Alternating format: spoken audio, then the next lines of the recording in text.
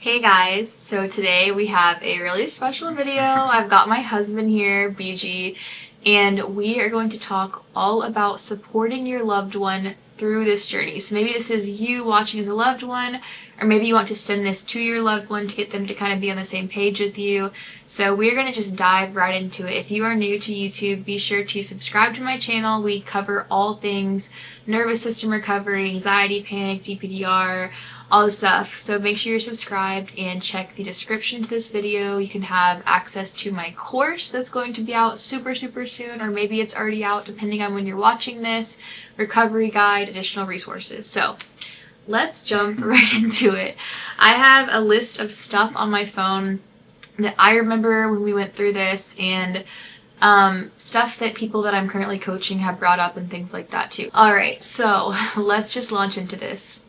Elevator speech, if you have not already seen this somewhere else. Basically what happened to me was in 2021 I had a gallbladder surgery.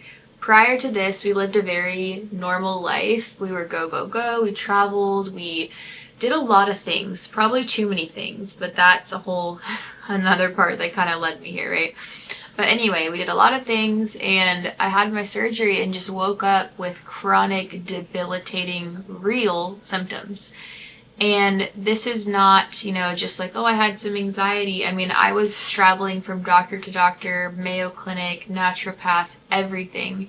And I'm not a lazy person, and people that are going through this are typically not these lazy people, these weak people that just can't overcome it, can't shake it off. Like, if you end up in a spiral like this, you're actually probably a very type A driven, productive person. The productivity just gets shifted into the wrong direction. You end up in like a really deep, dark hole because of it. But yeah, I was super driven, really successful in my work that I was doing, and woke up from the surgery debilitated. Literally could not stay home alone, did not drive my car whatsoever for months and months and months.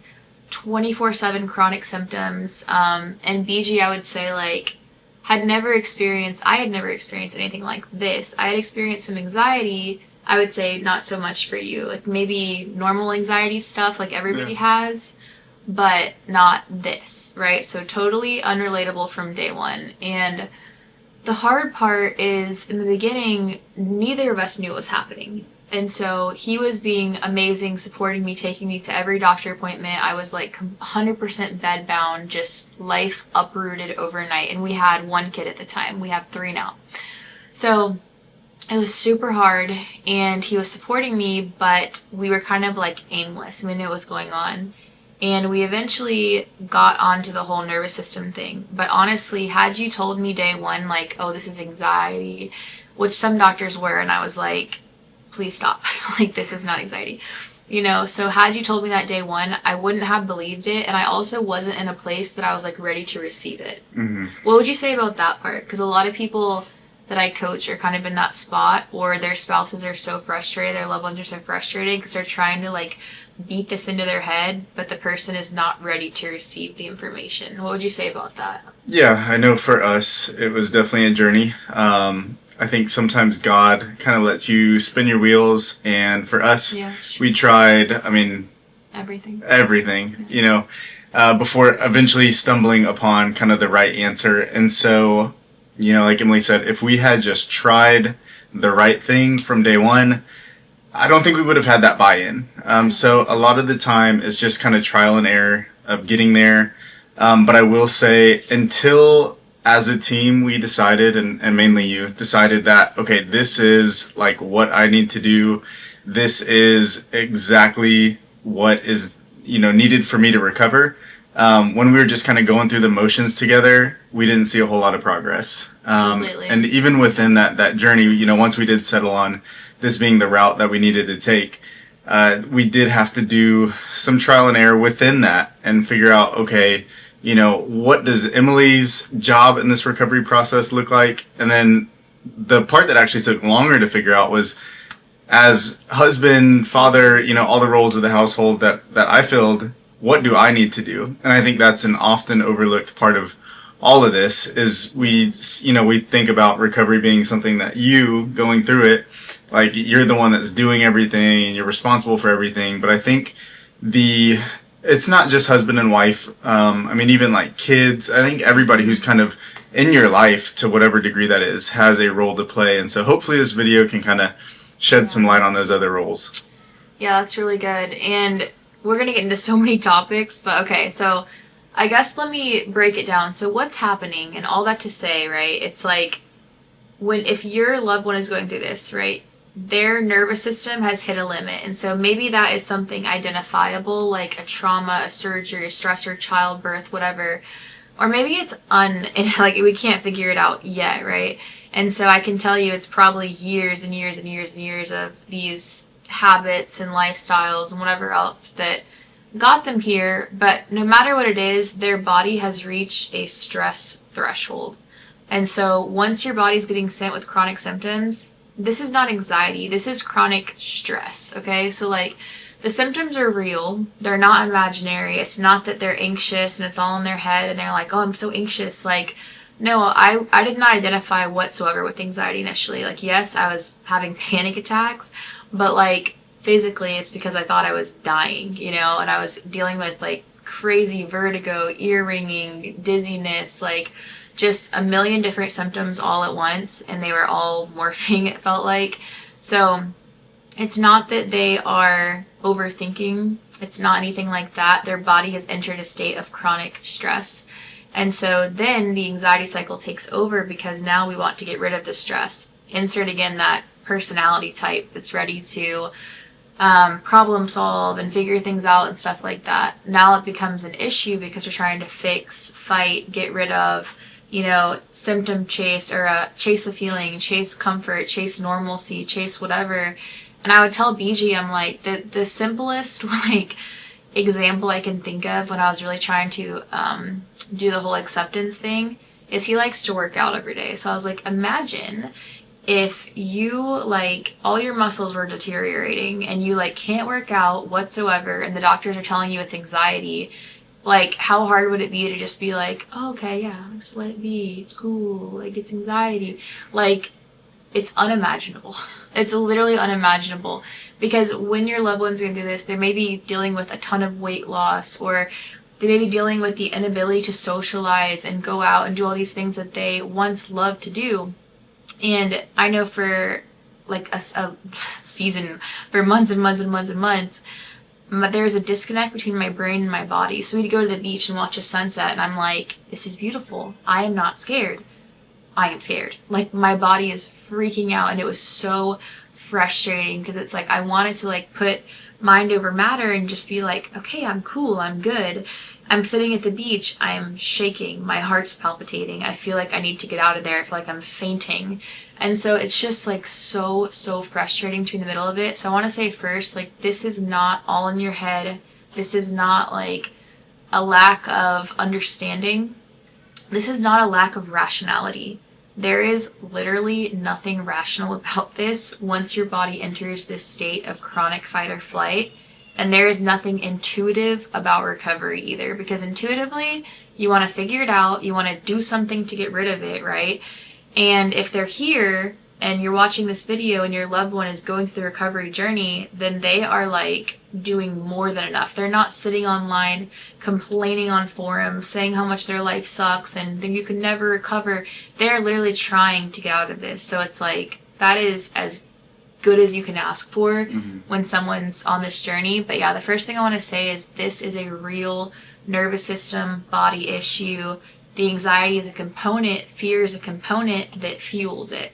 And one thing to add to that is, and we talk about this all the time just between the two of us, is the world has done a very good job of overusing the terms like anxiety, fear, right? And so what happens is there's this disconnect between like practical steps, and this even goes back to like accepting that it's anxiety. Really what's happened is your nervous system has been hijacked. And so, you know, for the longest time, we would have well-meaning pastors, friends, whatever, and they kind of throw, you know, the Bible verses like, oh, the Bible tells you don't be anxious. The Bible tells you, you know, cast your fears and God will hear them. And in reality, it dismisses the fact that there are very real symptoms. You know, I would tell Emilee, like, you know, if she had a broken arm I could see how she's doing. I could see that she had a cast on. I know exactly, the doctors say X number of weeks she'll be out of her cast. Whereas this is kind of like the invisible broken arm. And so I have no idea of seeing like where her symptoms are at. I have no idea really of gauging, where she's at mentally, how everything's going. So just that open, honest communication. And again, if you feel like, if your spouse, family member doesn't understand that there are very real symptoms, to go along with the anxiety. It's not the anxiety's causing the symptoms or the symptoms causing the anxiety. It's kind of like this feedback. It's yes to both. They're both present. They're both there. It's a cycle. And you do a great job of helping people get out of that cycle. Yeah, that's really good. And I would say too, like, I think having expectations on like what recovery looks like is really important, and choosing to become a team like today, because up until this point, and to get into to the spiritual aspect of this, like God literally gave you, again, speaking to spouses in particular right now, but like God gave you a spouse to be one. The world also does a great job about making everybody separate, our own identity, our own social media footprint, our own everything. We are our own person, like we are one in marriage. And there's so many reasons behind that. And you can be a team with your spouse, and you can let this actually strengthen your marriage and grow your relationship in ways that you would never be able to otherwise. Or you can kind of sit back and be like, okay, they need to recover. Something's wrong with them. They got to figure it out, and watch your marriage crumble, literally crumble. Like we've seen it happen a lot. So yeah, I would say choosing to become a team, choosing to become one, and navigating this together. Because as a family, the motto that we adopted and that we love is slow down to speed up. And so as a family, we'll talk more about that in a minute, but you need to slow down, and everybody, if one person is like struggling, the whole unit slows down. We strengthen, we speed up together. And so we'll get into the practical, what that looks like, right, from a support person standpoint and a family standpoint. But choosing to be on the same team, okay. So understanding recovery-wise, nervous system has gone haywire. Body is in a state of chronic anxiety, right? Chronic fight or flight. So this is different, like BG said. This is not like, oh, I'm anxious before a test. The body has entered a state of fight or flight.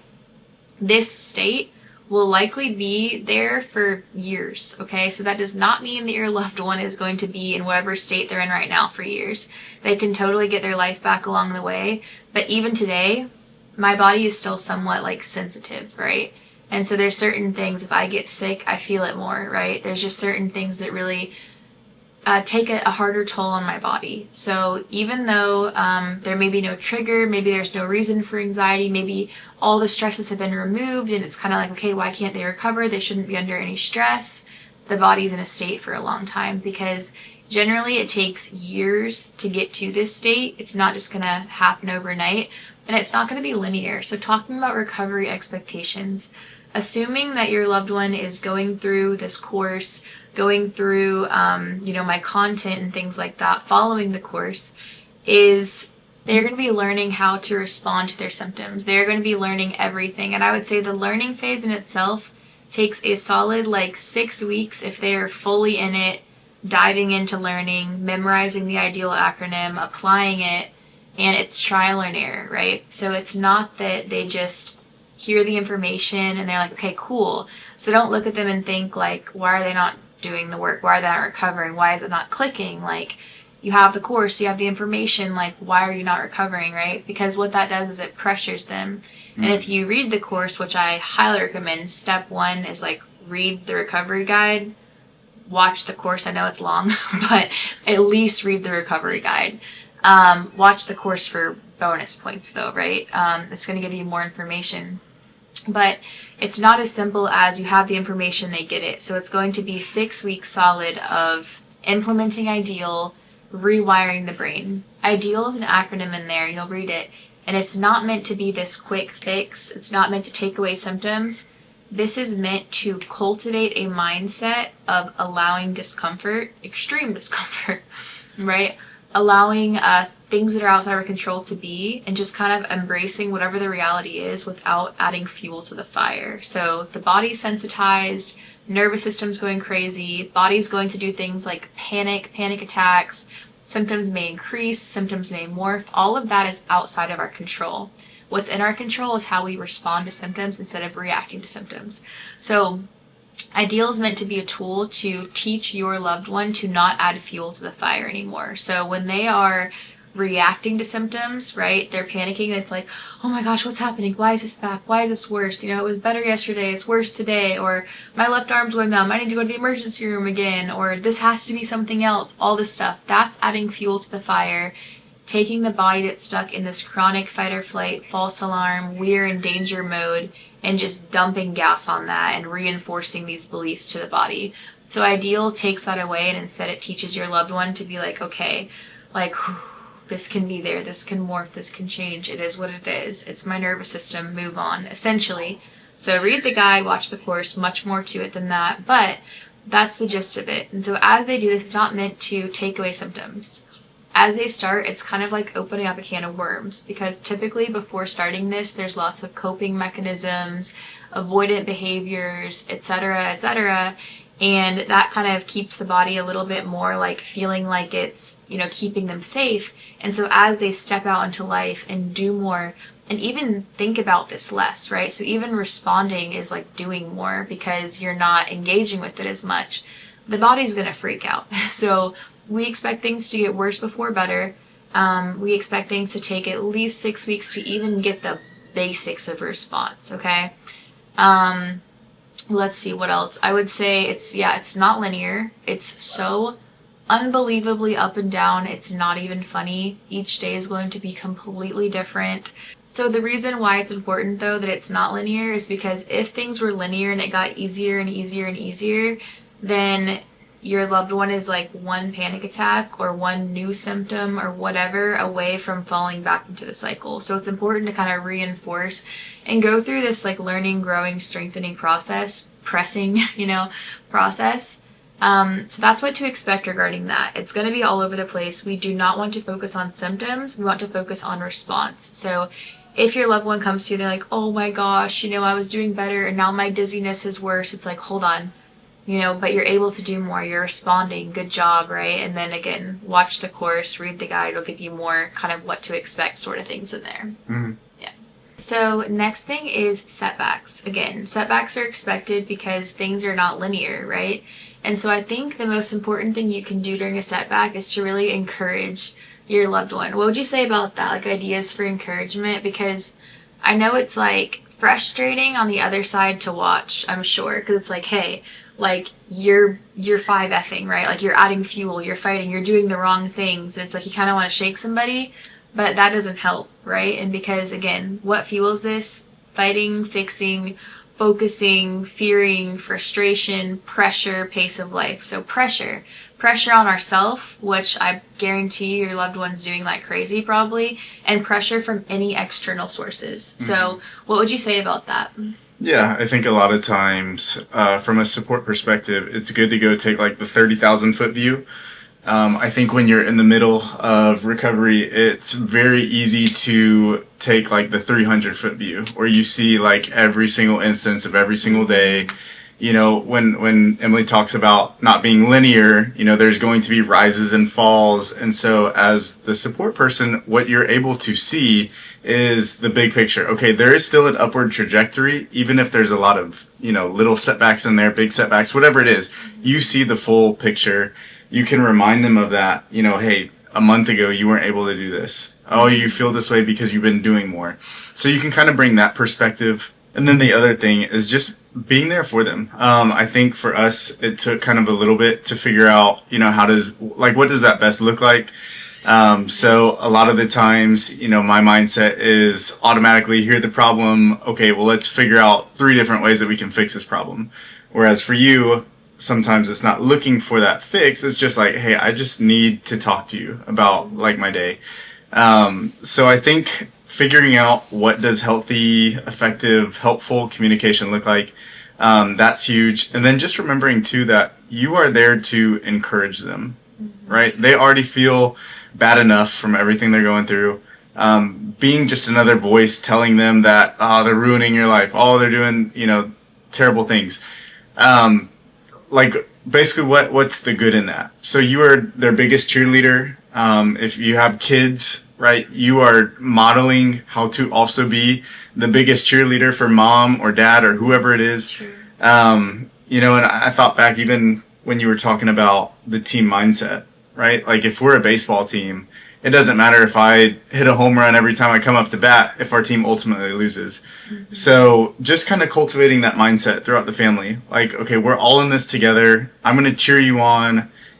I'm going to do whatever I can to support you.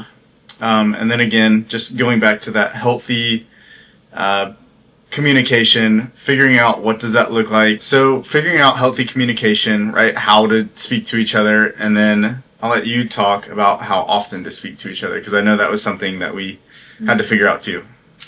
Yeah, so I would say, like, in the beginning, it was just talking about symptoms 24/7. Like, I feel this way, I feel so bad, I feel so bad, I feel so bad.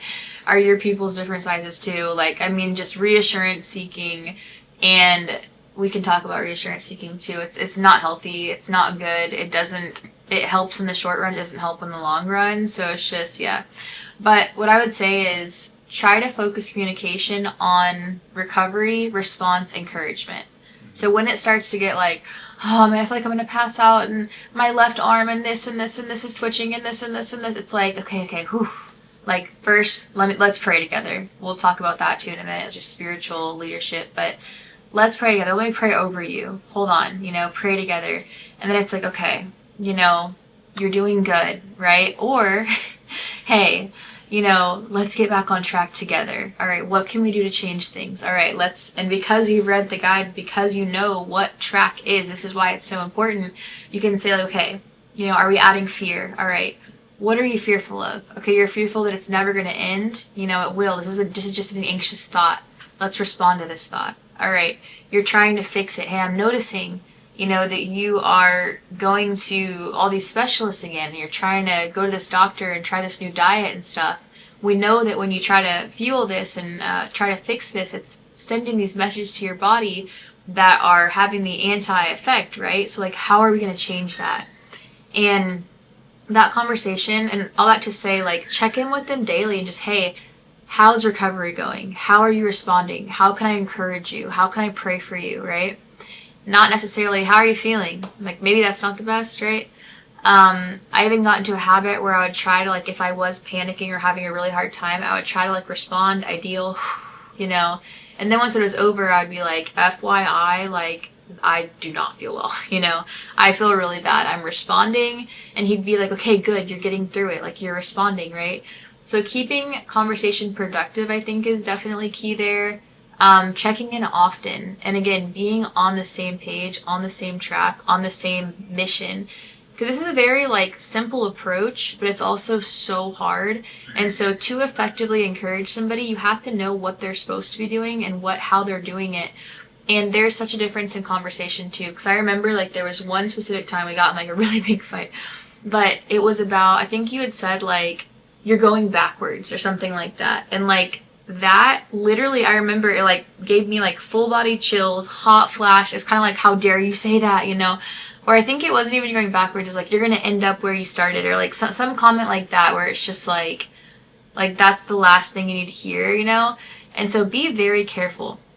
Speak life. Do not speak death. That is, like, something we try to do in our household in general. But even comments where, like, for him, it's like he's trying to help, and he's like, hey, you're doing this. You're going backwards. You're going to end up at square one if you keep doing this. It's, like, not effective communication when your loved one's, like, freaking out. So instead it's like, hey, how can we get back on track? How can we keep moving forward? Just switch your speech a little bit, but really speak life. Like, hey, you've done so much. Of course you're going to recover. We have to just stay on the right track. How can we stay on the right track? What can we do together? How can I support you? Right? So speak life 24/7. If you are speaking death, let me just be blunt and say, like, you are contributing to this, right? I mean, it's fair to say. Yeah. And maybe you need to hear that if you're listening to this. If you are speaking death over the situation, over the loved one, even if your heart posture, right, is that of frustration and, like, this is, like, hurry up, chop, like, I've got a life to live and I didn't sign up for this, you are contributing to this. So yeah, I know that you want to get back on track too and live your life, and it's so hard because before this I was like social butterfly, love to host. We're back at that, thank God. But I love to travel, I love to host. So it's like that's what he signed up for in our marriage, right? It's like he signed up for that version of me. And then I became the version of me that was like completely dependent on him, completely unable to do anything, you know what I mean? And before I was kind of like, in some ways, like, let's go travel, let's go do this. And then it switched and he's like, let's go to dinner tonight or something. And I'm like, nope, I can't do it. And so it's like, it's not what he signed up for, but that's not what marriage is. You know, like he signed up actually to like, for better or for worse, be my partner, right? Be one together. And that's how it plays out. So I'd say if your heart posture is of pressure, your loved one is feeling that. If your heart posture is of this is really inconvenient, your loved one's feeling that. So I would just encourage you to kind of like step up in that sense and check your heart and choose to move forward as a team, because the whole team wins or the whole team loses, you know? Yeah. I mean, that whole in sickness and in health part is something that sounds great on wedding day. Right. It feels a lot more messy when you're actually walking through the in sickness part. But yeah, just it's all about encouragement. It's all about framing things the right way. And practically speaking too. So for a season, we tried to kind of sort of live life normally, right? It's like I was in the heat of it in the beginning, like just completely ER every other day sort of thing. We got a little bit out of that season, but I was still struggling, like struggling to survive. And so at that point, we tried to kind of get back to life as normal. And we were part of this church where there was like a lot going on. It was a startup house church movement sort of thing. And so there's a lot of opportunity for BG specifically to be like really involved. And so I'll let you kind of talk about that and just what we decided, because there was this pressure for a while, and talk about how that affected both of us and how we move forward, I guess. Yeah. So when all this first kind of started, we were definitely in the mindset of, okay, Emilee's in a season where she has to slow down. We only had one kid at that point, and he was little, so there wasn't a whole lot of like consideration with him as far as his time goes. But for me, it was very much like, okay, well, I'm going to continue to live my life as normally as possible. Obviously, extra consideration and time will be given to taking care of her, like when I'm home and throughout the day and all of that stuff.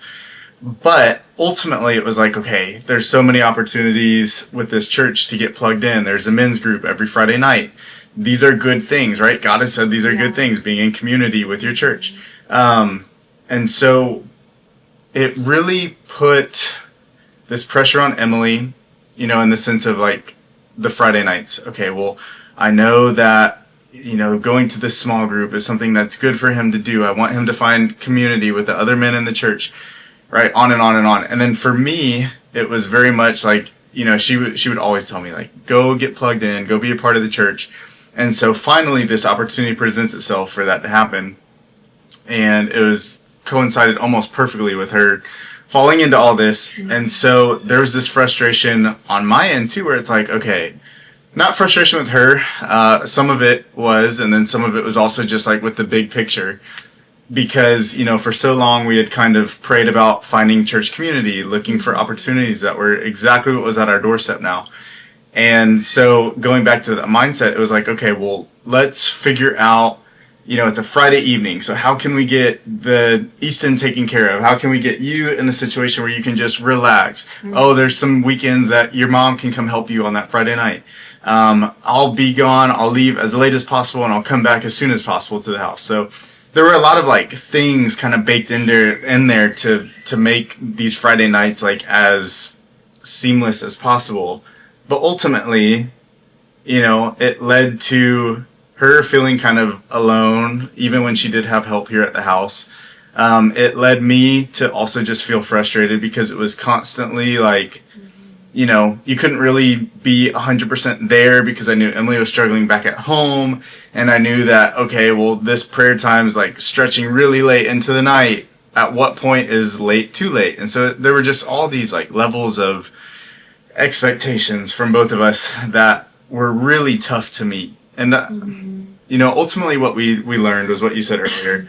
We've got to slow down to speed up. So I think for us, it was just kind of figuring out, okay, as a family, what do these boundaries need to look like in the season, and then we'll adjust as we move forward, right? As she progresses, as she heals, as things change, because they're constantly changing for better and for worse, right? We can always evaluate those boundaries, but we had to figure out, like, right now, how do we take the frustration off of my plate? How do we take the fear and anxiety and everything else that she was feeling, like, off of her plate? And feeling like a burden, because I think, like, it's really easy for the person that's going through this, because again, they're pressuring themselves, I guarantee you, to feel like a burden and feel like, oh my gosh, like, they can't do this because of me. And so if he was continuing to try, like, oh, I gotta go golfing, I gotta go this, I gotta go that, I gotta go fishing, it's like, I would feel that more and more of just like, I need you, but I don't want to say that I need you because I already feel like a burden. Go, but that does create, it creates like more pressure and like it's harder, right? Yeah. And so there is a method to recovery, and there is exposure, and there is importance of your loved ones staying home alone and stuff like that. But as you guys get to that point, as you guys decide, as they decide, as you guys get to a point where it's like, okay, like, you're ready, they made the decision, hey, I'm going to stay home alone today. You go fishing. You go out today. This is exposure. I can do this, right? And so you're kind of like having to listen to them at their pace. And this is speaking to someone that is going through my course and my, content and stuff like that. So it's not just someone that's aimlessly like, oh, I've got severe problems. And, it's like, of course, there's no end in sight. But with this, there is an end in sight. There's just a method. So yeah, the slow down to speed up is so important. And not to be dramatic with this, but I would say, like, hobby-wise, like, they didn't exist for like a really long time, and it was because we had to get there to get here, and now we're here and life is amazing again, right? And we can do whatever we want to do, and he can leave the house and I can, and so you just have to get through kind of a crappy season together and make the most of it and see it with this light of like, there's no rush in this, like, and trusting God too. It's like God, like, he will allow this to last as long as it needs to last, and no shorter and no longer. And so it's just trusting him and his plan, and trusting that it's okay to slow down, and you're not going to miss out on that promotion, or maybe you will, or maybe that's okay, right? Or maybe you'll miss out on a hobby or a friendship or whatever it is, but it's like, ultimately, like, it's really important to kind of approach this with the long game and like the marathon mindset. Yeah, and honestly with this part too, like, actions speak louder than words. I think as spouses, family members, whatever, it's really easy to mentally check that box. Like, okay, the hobbies will go to the side and you will have more of my time, attention, like whatever you're needing. But then, if it comes down to it and it's like, hey, I really need you this weekend. I know you've got this planned. If I were to sit there and be like, oh my God, yeah, fine, I'll reschedule everything. It's like, yes, did I say the right thing? And will I ultimately end up like canceling my plans? Yes, but it is also like reinforcing that mindset of like, you're a burden.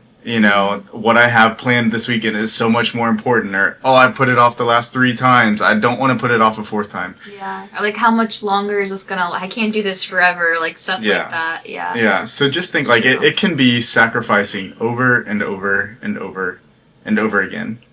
But eventually, like, with the correct heart posture, you will get to the other side of it, and now I don't have to constantly, like, make those sacrifices. Yeah, exactly. It's something that we, like, healed and grew toward together. Yeah, that is so good. So true. Yeah, that's just life, right? Tone in general. Like, you can say it's about how you say it, with anything. So that's so true. And you gotta think about this, too. Like, and this is a way you can relate to your partner, again, if you're married. Like, if you're feeling that frustration of like, good God, how much longer is this gonna last? Imagine how they're feeling, right? Like, they're the ones literally living it 24/7, and so they're feeling that, and they're feeling that, and they're feeling everything, and so it's hard. And I don't want your takeaway to be like, oh, Emilee says that hobbies are terrible and you can't do anything. And it's like, that's not what I'm saying. But I'm saying, if you want to get back to living your life happily, there has to be a season of sacrifice, and you have to practice too on your end, being able to be like, okay, like, there's no timeline, there's no pressure, we're just taking this one day at a time, because that's so hard. And again, you can relate now to them because you know how hard it is on your side. It's like, okay, how much longer, right? Yeah. you have to let go of that, just one day at a time. And there, we talk about this in other videos as well, but the word of encouragement here is that season of what feels like ultimate, like constant sacrifice does not have to be extremely long. When, we talk about the recovery mindset, recovery journey, that in itself is a long journey. It's a lifelong journey. But from going from, I know like with Emilee, she was totally bedbound, agoraphobic. Getting out of that season, once we actually had the tools and put it in place, we were able to quickly get back to somewhat of a normal level of life. And then, within a short period of time after that, we were back to a pretty close version of our quote unquote regular life. So this is not like years and years of constant, like, throwing my life away to cater to her every need. Right. It's just it's a short season where I'm realizing and prioritizing basically however you need me for this, like we've got to get you back to where you need to be. Yeah. And honestly, as like the husband and head of the house, it's like, why would I not want that? Why would I not want my wife to be able to live her life again? And so, I don't even like calling it like constant sacrifice, because it makes it seem like, I'm this great person who's giving up so much to take care of her, when in reality, like, I just want my household. I want you to be healthy and happy and get back to normal. On that note, it's funny because it's like, I remember a lot of people, this bugged me so much thinking back on this, but people would be like, BG, oh my God, how are you doing? And I'm like, for real? And like, yes, when the world looks at it as just like, this poor husband, he can't go out and do things with his friends anymore. Like, he has to do the laundry. Oh my God. Like, come on. Like, yes, I love to take care of my house. I love to be a homemaker. That is like my number one thing that I love to do. That is like what God created me for. I love to take care of my children.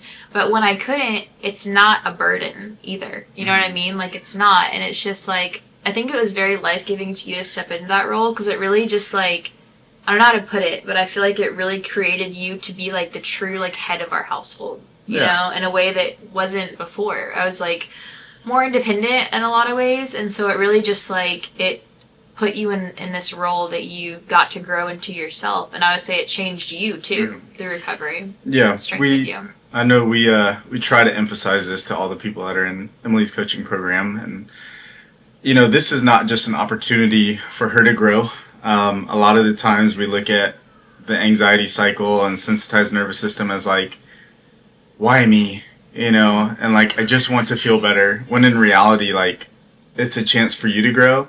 And this is the piece that we don't see a whole lot of other people talking about at all, is it's a chance for everybody who's in that situation to grow. And like you said, you realize, weak spots you may have never seen before. It really forces everybody in the situation to work on communication, humility, teamwork, and the list goes on and on. Yeah, the list goes on and on. Yeah, that's good. And with the kids too, like, so when it comes to the children, like BG said, it shows them, here's how you take care of your mom and your wife one day. Here's how you like love somebody, right? What's the word? Like, unselfishly, or like, can't think of the word, but whatever. It's like, here's how you fully give yourself to somebody. Here's how you serve somebody. Here's how you pray over somebody. And also, like, it's okay to not be okay. That, like, cliche thing, It's true. It's like, we're not gonna, like, live this fairy tale life around our kids where we just pretend like everything's fine and rosy, because what happens is they turn 18, they move out, and they realize that life is not fine and rosy, and they don't know how to handle it. And so when you're walking through hard things, it is a gift for your children to get to see you navigate hard things, and to get to see your spouse love you through hard things, or whoever it is that's supporting you. So let's give some specific practical examples, because I love practicality. Hate advice that doesn't have anything practical in it. It's like so useless. So practical examples. Number one, again, let me just say this again. Read the flippin' recovery guide, okay? Bare minimum. You cannot say you are supporting somebody through this if you have not read the recovery guide.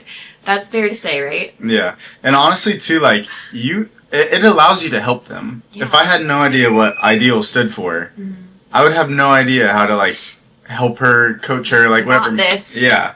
It's kind of just like, you got it. Yeah. You know? So yeah, that's bare minimum. I would say step 1, step 0, if there could be a step 0. Like if you have not read through the guide, you can even browse through like the content catalog, like find some videos, like just educate yourself and then go from there. Yeah, that's good.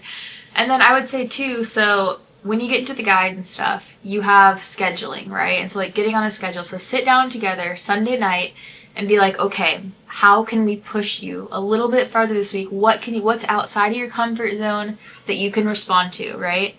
Understand that each day is going to be different. This is a frustration too that we went through. So I have broken glass probably under my couch from throwing a cup at one point. I was so mad. We were just so frustrated.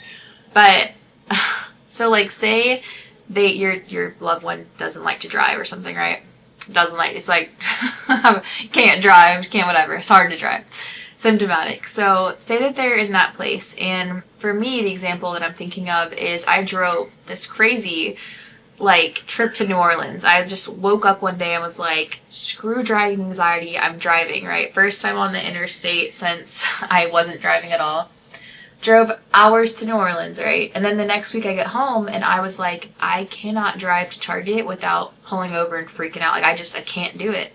And so we were going back and forth and he's like, of course you can. You just did this. And I'm like, it's not about that though. I'm like, I can drive. I have to take driving lessons, like they know how to drive. It's just like the body, right? When the body's resisting and is like throwing you crazy symptoms, it's not that you can't respond. Eventually they'll have to learn how to respond through that. But if they're in a place where they're like, no, like I'm going to white knuckle it or I'm going to just like totally throw ideal out the window, then it's not the time. So learning the nuance, I would say is really important. But getting the schedule together is really good together. It's okay, what can we do? Okay, can you go to the gym this week? They're like, I don't know if I can do it. Like, okay, can you respond? Well, yes, I can respond, but it's really hard. Like, you can do this. You can do it. Encourage them, right? Get on the schedule, stuff like that. Celebrate wins, right? I think that's huge. What would you say about that? Like noticing wins and like, I'm not talking about like with ice cream, but literally just like noticing them and pointing them out, Yeah, I think, like you said, I mean, just seeing them, acknowledging them, building them up. Because again, when you've got like the narrow 300-foot view, you may not see that you just did something that you haven't been able to do in a long time. And so, as from the outside looking in, you most likely do see that, and that's a great opportunity to just say like, hey, good job. Like you may not have noticed it, but this is the first time that you've driven wherever without having to stop. So just seeing those things and letting them be like spoken wins. Yeah. And let me talk to the person going through this, which the reason why this is so directed to the loved one is because that's the like topic of this video.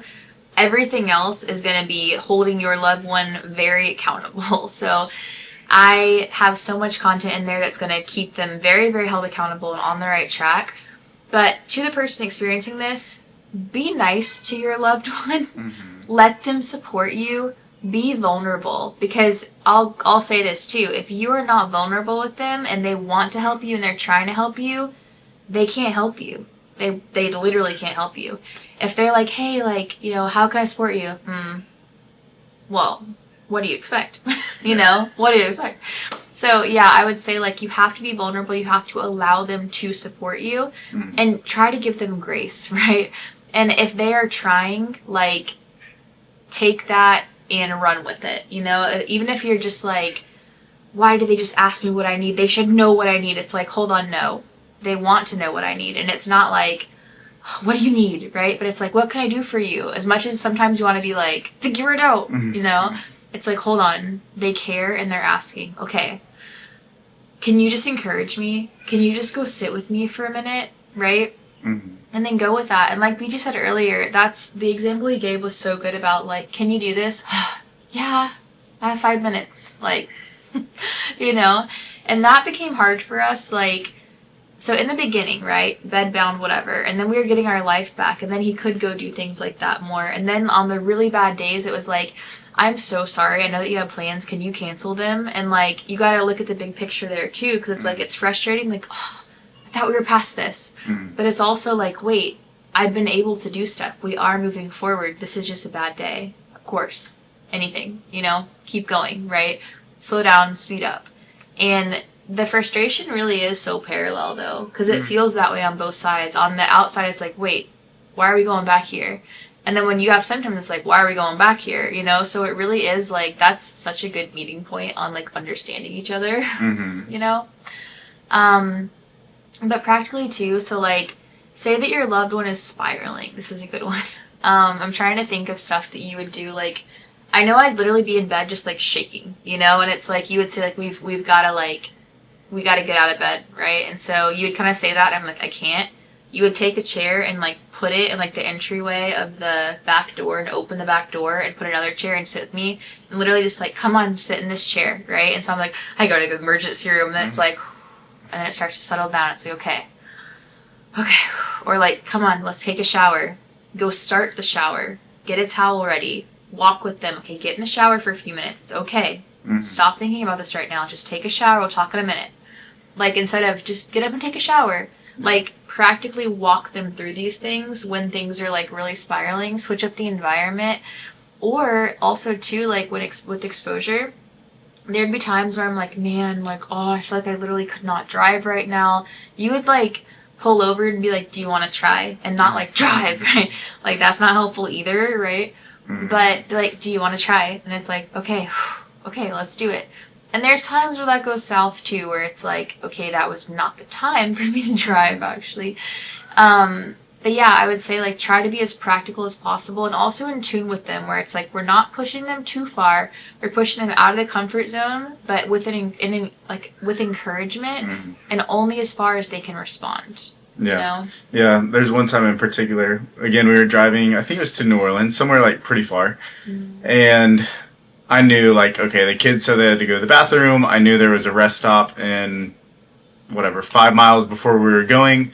I knew that Emilee, a couple times on the thing, was like, oh, man, I just feel like I could not drive on the interstate right now. Yeah. And so I just knew in a small, easy, practical way is like, okay, I'm going to stop at the exit before where we need to get off. I'll ask her, does she want to just do, a little 5-minute drive on the interstate?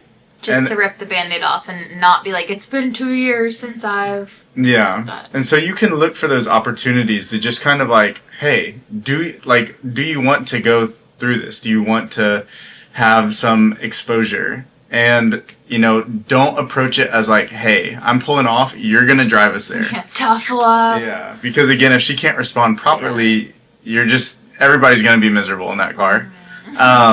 So, approach it that way, like present it as an opportunity, be encouraging. Cause I remember even when I pulled over, you hadn't realized what was happening yet. And it was just like, instantly body freak out. Oh yeah. Where it's like mentally she knew, okay, I just have to drive like 5 more miles. I'll be there in 5 minutes. But physically, your body is like that shock of like, wait, he's pulling over. Oh no, I have to drive.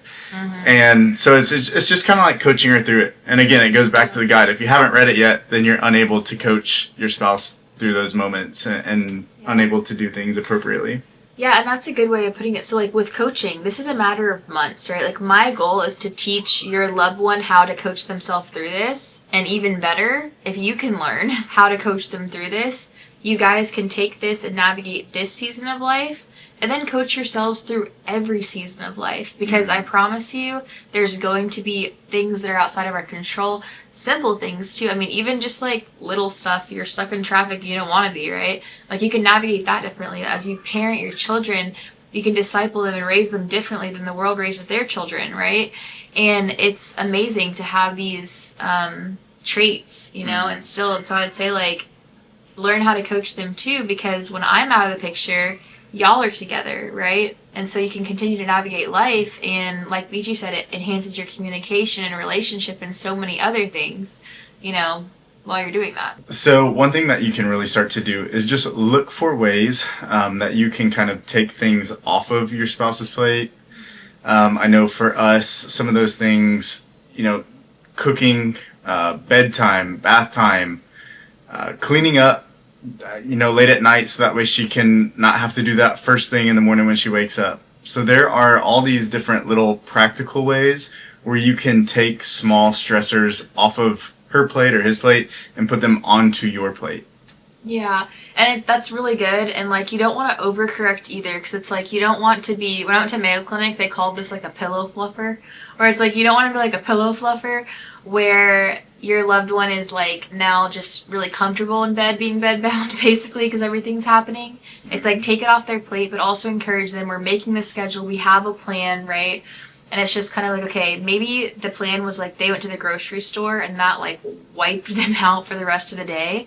And so at nighttime, you're taking care of the kids that night and taking care of dinner. You order a pizza or whatever it is. And normally maybe that's something that they do. But just understanding too, it's like when it comes to exposure and getting back into life, it is exhausting.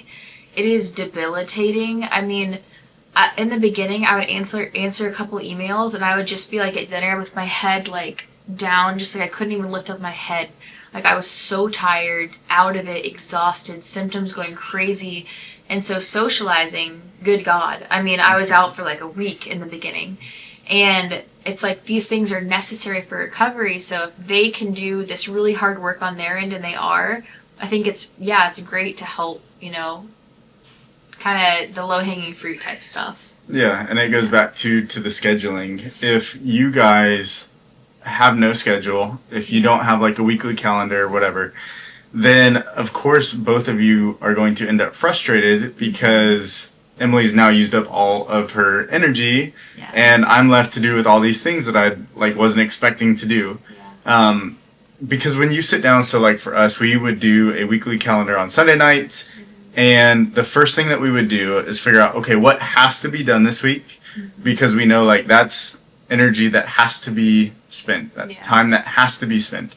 And then from there, Emilee's able to look at the other things that we either want or need to do throughout the week and figure out, okay, that one's going to be draining, that one's going to be draining, that one's going to be draining. And that way you can build in buffers. So it's like if we know Tuesday is going to be a heavy day with lots of draining things, then, okay, well, let's figure out how can we lighten the load on Wednesday and maybe pick this up on Thursday or Friday of that week. And so it allows you to kind of realize that your week has flexibility built into it, but if you don't approach it that week or in that way, then good luck trying to find it. Yeah, that's such a good point. Yeah, because with the guesses, I mean, prior to this, my schedule was crazy. It was so booked, and it just felt like someone asked you something like, oh, sure, it's just one little thing. When you're saying yes to one little thing, you're saying no to everything else, including resting and recharging and all that kind of stuff. So I think that's, really important too.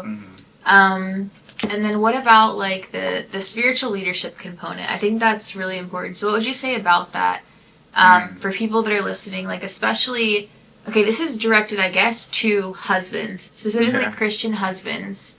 What would you say to them? Yeah, so I guess there's two different ways of approaching this, right? So from my situation, from our perspective, I was not the one going through things, but I still had the same mindset of, how can we heal the household? How can we get Emilee back to where she needs to be? How can I set good examples for the kids? How can I model the things that I want them to learn as far as like empathy, compassion, understanding? I want to show them, right? We talked about in sickness and in health. Well, if I'm being a really bad example of what marriage looks like in sickness, then, it's not going to matter what they learned growing up. They're going to remember, oh yeah, when mom was sick, dad was just not a good helper. They fought all the time. Yeah. So just setting those examples. I think spiritually, one of the toughest things that we had to navigate, I know we talked about like the men's group and getting plugged in at church, but I mean that was a longer struggle of figuring out, as the husband, as the dad, like I want our family to be in church on Sunday mornings. I want to be plugged in with church community. And at the same time, like, most contemporary Christian churches nowadays have like rock shows for the worship.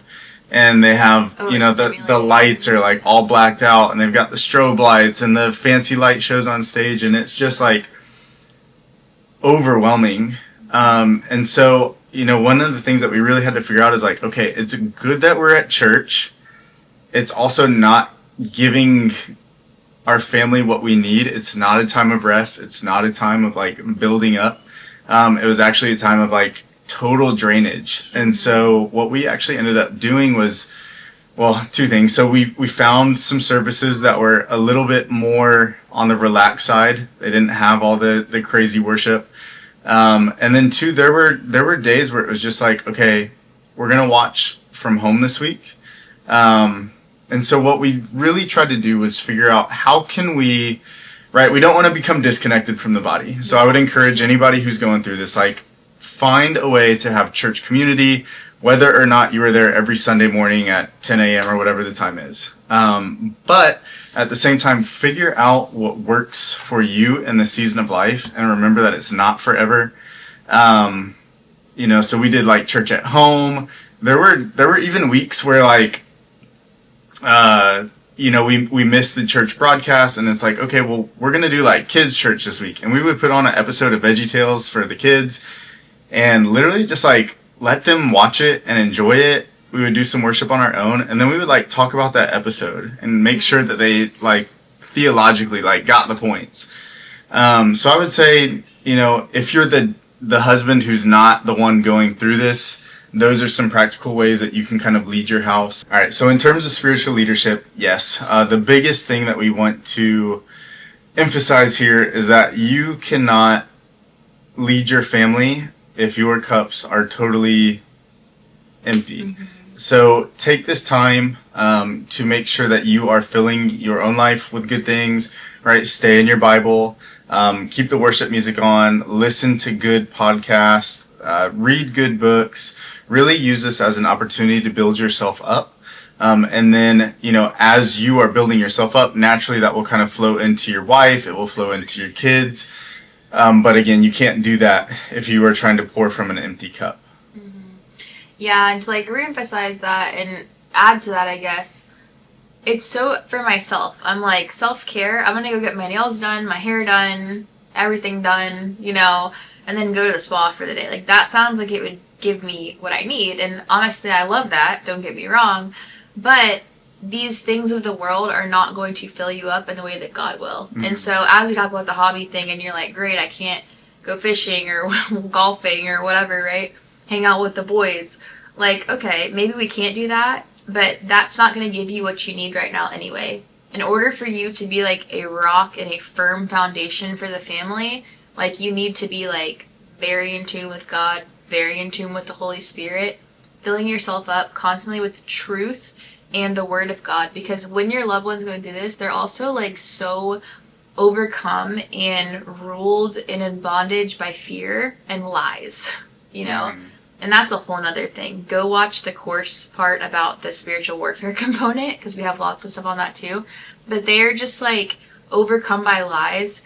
And when they are dealing with that, you need to be able to meet that with truth and not just like, oh, you're going to be okay, you're going to get better. Like, encouragement's great, but if encouragement is empty and it's just kind of like, yes, of course you will, because Emilee says so on YouTube, right? It's like, no, you will, because God designed your body. Because here's the promises, what God says. And when they say, I can't do this, and they're just spewing hopelessness and depression at you, you can see that for what it is and be like, this isn't a battle of flesh and blood. This is literally a battle of spiritual warfare right now, and you can pray over them and put your hands on them and say, God, we rebuke this. Like, we're not playing this game. Not in my house. You know what I mean? And so when you step into your true calling, whether you're walking in that or you have no earthly idea how to do that, we can help you with that too. But as you step into this role of your house, you become a rock for your whole household. And that's what we talk about with the whole growth thing in our marriage. Like, totally grows things and changes things, and it creates this level of stability, and so then there's no better way of not feeling alone. Like, BG was so supportive through the entire journey, 100%, but when there's this spiritual factor there too, it just made me feel so much more secure, like having him help me is one thing, but having him be like this firm leader of like just speaking truth to me constantly, invaluable. Yeah. Yeah. So I would say too, if you guys have no idea kind of how to approach this from a spiritual perspective, head of the household perspective, you can shoot us an email. It's just faith@panictopeacecommunity.com. We would be more than happy to hear more specifically about what you're going through, kind of throw some opportunities out there for you, whatever it may look like. We can definitely help in that regard, or at least try our best to. Yeah. And last thing I'll say here, which we said in another video somewhere else, but just to add it here too, another good practical example is something we do every night. And this kind of incorporates the whole check-in thing and the spiritual whatever, right? Is worst thing, best thing prayer. And I'll let BG kind of explain that, like with the worship music and prayer. Yeah. So, I mean, the name is pretty self-explanatory, right? As a family, you're going to go through the worst part of your day, the best part of your day, and then, of course, any prayer requests. Personally, I love starting, even before you get into all that, starting it out with just a couple worship songs, just to kind of, set the mood. But it's just an opportunity, to hear how everybody's day went. Especially for kids, it's great because they can kind of jump in as much as they're able to, right? Obviously, our 6-year-old can kind of participate, whereas our 2-year-old, we've got to kind of ask her differently, like, what made you happy today? What made you sad? But then at the end, what's really nice too is you can then, turn those parts, but B, also like hear the prayer requests, and you kind of incorporate that into one prayer for your family for that day, where you're grateful for the good, you're praying for strength and whatever else for the things that were bad, and then the specific prayer requests. You're just able to incorporate that into a prayer for your family. Of course, we always encourage to pray for protection, pray for guidance, and then it's nice to close that time with worship as well, and then just really listen to see how God is responding to your prayer requests. We're very big on God will speak to you. So if you're asking him for guidance, if you're asking him for strength, encouragement, like be on the lookout for his response, whether that's something audible more often than not. For me anyway, it's more of like confirmation in certain places. So just be on the lookout for that. But that, like you said, that's a great way of incorporating check-in as well as prayer. Grounding it all in worship, grounding it all in like biblical truth, because without that, it's ultimately just a feel-good time. Yeah, that's good. So maybe let's wrap this video up with prayer, and let's just pray over the loved one that's going through this. And I don't think I said this in this video, but I know this is hard for you too, right? Like from a coach's standpoint, I'm like, how do we get everybody on track? Here's what you got to do.